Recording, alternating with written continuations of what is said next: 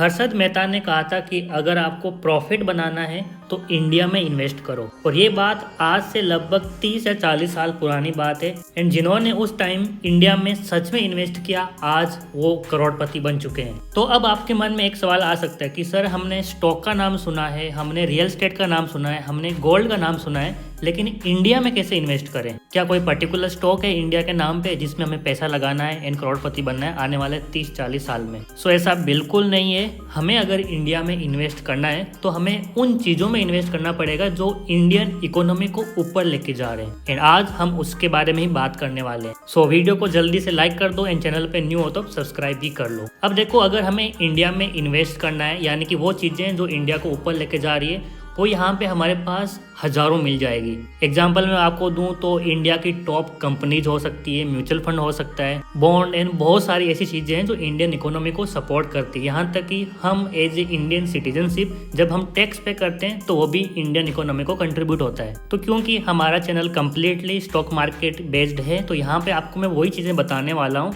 Not investing in stocks, बल्कि थोड़ा अलग से जरिया जिसमें हम इन्वेस्ट करेंगे एंड इंडियन इकोनॉमी ग्रो होगी तो हमारा पैसा भी ग्रो होगा। तो इसके लिए हमारे पास बेस्ट ऑप्शन है ETFs एंड म्यूचुअल फंड। तो यहाँ पे आपको मैं म्यूचुअल फंड के बारे में बताना चाहूंगा जो कि एक आसान तरीका है अपनी मनी को ग्रो करने के लिए। इसका रीजन क्या है वो भी आपको मैं बताऊंगा। तो उससे पहले हमें म्यूचुअल फंड कहाँ लेना चाहिए, तो इसके लिए हमारे पास best option as per now is धन।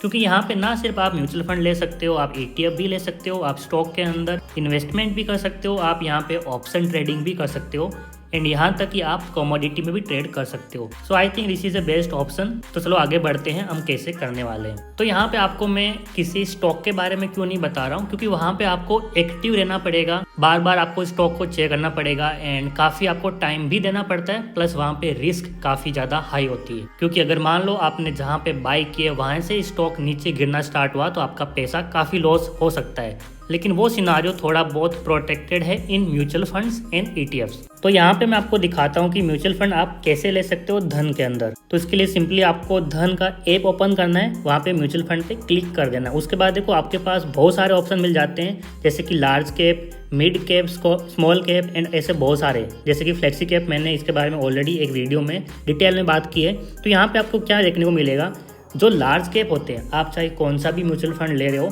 अगर वो लार्ज कैप का है तो वहाँ पे आपके जो प्रॉफिट होते हैं वो शायद थोड़ा कम हो सकता है ऑन एन ईयर 10%, 15%, लेकिन वहाँ पे रिस्क भी कम होती है।